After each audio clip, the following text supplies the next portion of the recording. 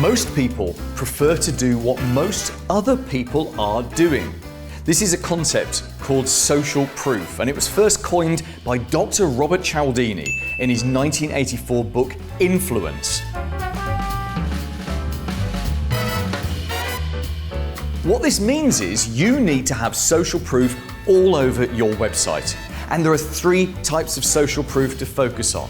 You've got testimonials, when someone writes something nice about you. And then you've got reviews, which is where someone writes something nice about you, but on a platform where you can't edit it. But the best kind of social proof you can have is a case study. It's where you're telling a story about someone's experience with your MSP. They have a terrible situation which you come in and resolve, and there's always a happy ending.